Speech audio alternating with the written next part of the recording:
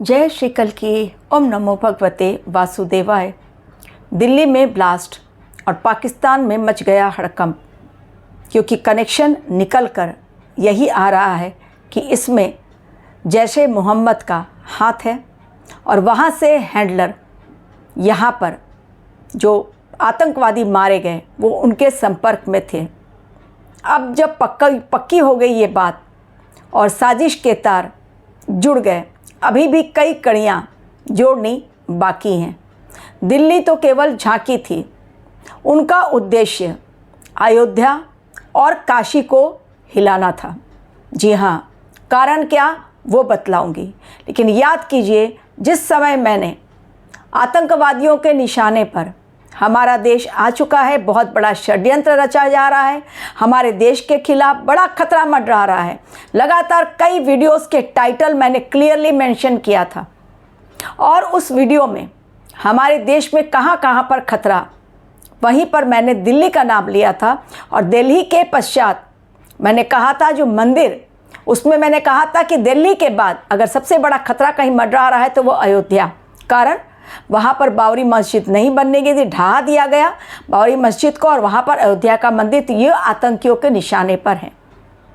यही खुलासा हुआ। वो आतंकी जो पकड़े गए हैं, जो जेल के अंदर हैं, उन्होंने ही खुलासा किया कि एक बहुत बड़ा मॉड्यूल तैयार किया गया था, टेरर मॉड्यूल तैयार किया गया था देश को दहलाने के लिए। जो मैं बार बार न्यूज़ बाद में आ रही है, लेकिन वीडियो के माध्यम से पहले ही मैंने आप लोगों को सचेत किया था कि ग्रह कुछ अलग इशारा दे रहे हैं। बड़ा आतंकवादी हमला, बड़ी जनहानि के संकेत हैं। खुफिया प्लान तैयार किया जा रहा है। लगातार 3-4 वीडियो मैंने इसके ऊपर दिए। जब हमारे यहाँ से ही एक पकड़ी गई थी पंजाब से यूट्यूबर, तभी मैंने कहा कि ये पाकिस्तान से पूरी तरह से कंट्रोल चल रहा है और हमारे देश में आतंकवादियों कैसे बनेंगे आतंकवादी, इस बारे में कॉलेज में भी ट्रेनिंग दी जा रही है। मतलब कॉलेज में भी लोगों को सिखलाया जा रहा है। तो अतिचारी गुरु ये सहन नहीं करते हैं। धर्म के नाम पर जो खेल रचे, और वो भी विस्फोटक खेल रचे, एवं गुरु होकर डॉक्टर हैं, टीचर हैं, और गुरु होकर यदि गलत काम करें तो इस समय उनकी उल्टी गिनती और वो पूरी तरह से खत्म हो जाएंगे। या तो मार दिए जाएंगे या तो जेल के अंदर सड़ना पड़ेगा। यह अतिचारी गुरु का कमाल। और वो भी अब हो गए हैं वक्रीय 11 नवंबर से। चीज़ें बेहद बेहद खतरनाक, क्योंकि 3 बड़े ग्रह वक्रीय, गुरुदेव, बृहस्पति, शनिदेव और बुधदेव, और 3 जलीय राशियाँ भी एक्टिवेटेड। तो चीज़ें खतरनाक। अब आती हूँ प्राइम मिनिस्टर की एक ऐसी मीटिंग जो कि ऑपरेशन सिंदूर के पहले हुई थी।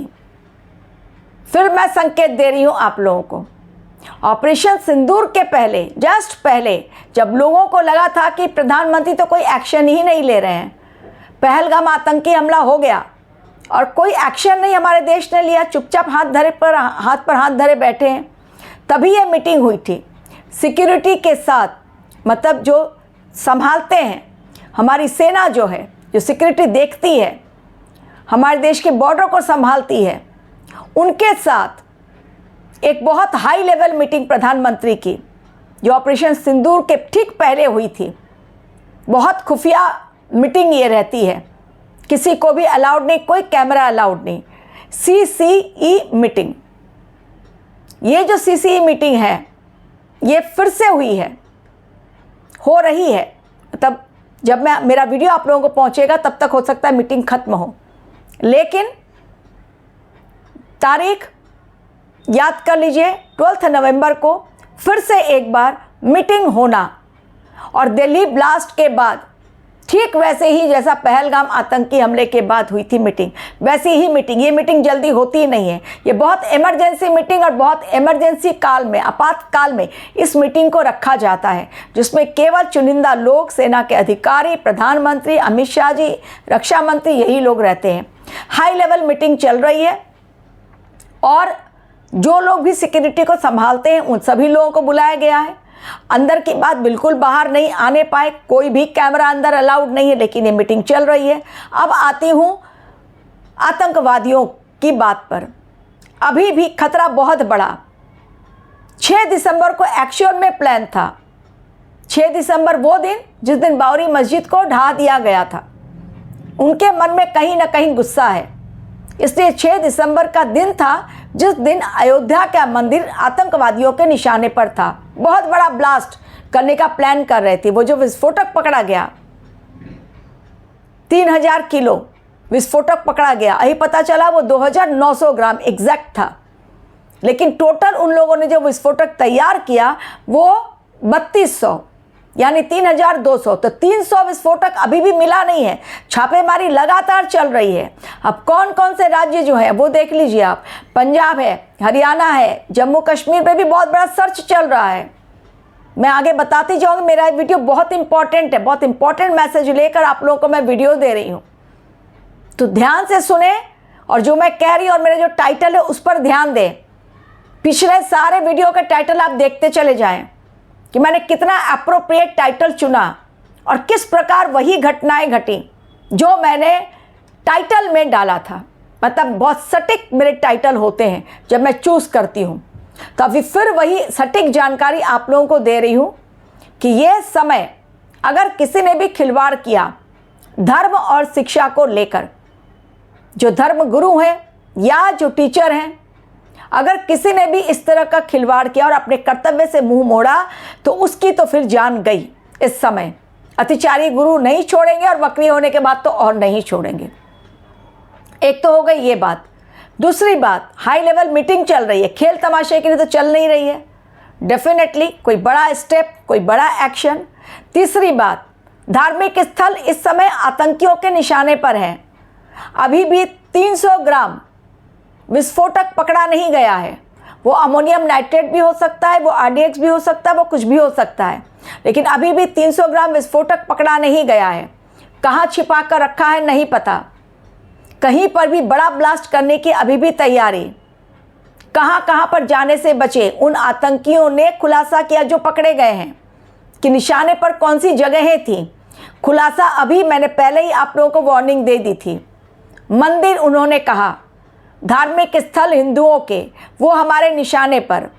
अयोध्या और काशी सबसे मेन टारगेट। इसके अलावा सारे मंदिर जहाँ पर भी भीड़ इकट्ठी होती है, मॉल, बाज़ार, भीड़ भाड़ वाला इलाका जहाँ पर भी भीड़ इकट्ठी होती है, ये सारी जगहें इन लोगों के निशाने पर। तो धार्मिक स्थल हो गया, बाज़ार हो गया, एजुकेशन सेंटर जहाँ पर कि बच्चे जाते हैं पढ़ने के लिए, अगर वहाँ पर भी ज़्यादा भीड़ है, ये भीड़ को मेन निशाना बनाना चाहते थे। ज़्यादा से ज़्यादा खून खराबा, खून बहाना चाहते थे ज़्यादा से ज़्यादा। इन आतंकियों का पूरा एक तैयार हो गया था मॉड्यूल कि किस तरह से करेंगे, और इनको जो आदेश दिया जा रहा था वो पाकिस्तान के जैशे मोहम्मद से आदेश मिल रहा था। प्लस आप लोगों को मैंने कहा था कि भारत का असली दोस्त केवल रशिया, न चाइना है, न अमेरिका है, न टर्की है, न पाकिस्तान है, न कोई नहीं है, बांग्लादेश भी नहीं है।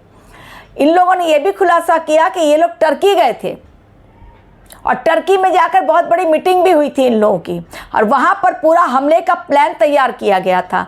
और ये जो दिल्ली में ब्लास्ट हुआ बहुत हड़बड़ी में किया गया, क्योंकि सेना ने, नरेंद्र मोदी ने जो भी कहा कि ये इस बार छोड़ा नहीं जाएगा, रक्षा मंत्री अमित शाह जी हैं या हमारे प्रधानमंत्री ने बहुत क्लियर कट मैसेज दे दिया, उससे वो डर गए कि इस बार एक एक को पकड़ा जाएगा, किसी को भी छोड़ा नहीं जाएगा।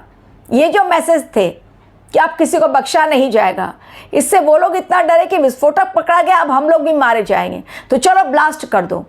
भले एक फिदाइन हमला, एक दो हमारे जाए, लेकिन बाकी लोगों को तो इनके भी हम लोग मार डालेंगे। अचानक से उसने मारा, लेकिन अभी भी बहुत सारे खुलासे बाकी हैं। एक आतंकी गाड़ी के अंदर लाल किले के पास 3 घंटे बैठा रहता है और हमारी एजेंसी को कानों कान खबर नहीं। सोचिए कितनी बड़ी प्लानिंग।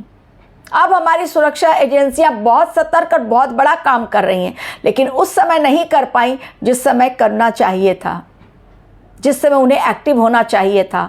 आतंकी खुलेआम घूम रहे हैं, किस भेष में ये नहीं पता।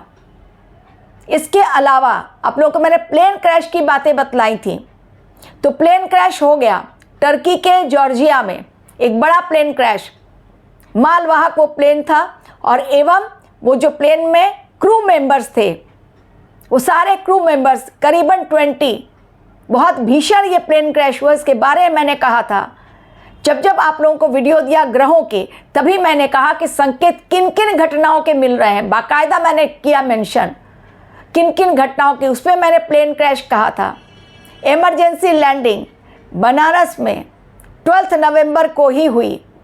लोगों को उतार लिया गया क्योंकि धमकी भरा मेल मिला कि अंदर बॉम्ब है, और कई जगहों को इंडिगो को मिला, स्पाइस जेट को मिला, बहुत सारे विमानों में बम रखे गए हैं जगह जगह।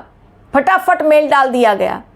तो वाराणसी में ही इमरजेंसी लैंडिंग हुई प्लेन की, उतारा गया विमान से लोगों को, सब लोग सही सलामत। ये समय जो है बॉर्डर पर जो लोग रहते हैं, खास ध्यान रखें, कभी भी हो सकता है वॉर शुरू। केवल मैं इतना कह सकती हूं, अभी नेक्स्ट वीडियो में सारी बातें और बताऊंगी वॉर के बारे में। अभी केवल इतना, आप लोगों को, जो लोग भी बॉर्डर के पास में रहते हैं, पैसे थोड़े रखें घर में, सामान थोड़ा रख लें घर में, क्योंकि कभी कर्फ्यू लग गया, कभी दुकानें बंद हो गई, शटर डाउन हो गया, कहीं मॉक ड्रिल स्टार्ट हो गया, तो चीज़ें खतरनाक दिख रही हैं। घर में 6 महीने का राशन नहीं, लेकिन थोड़ा जो रेगुलर लगता है वो सामान थोड़ा रखें घर में, पैसे कैश रखें घर में, ज़रूरत पड़ेगी। Thank you very much for watching my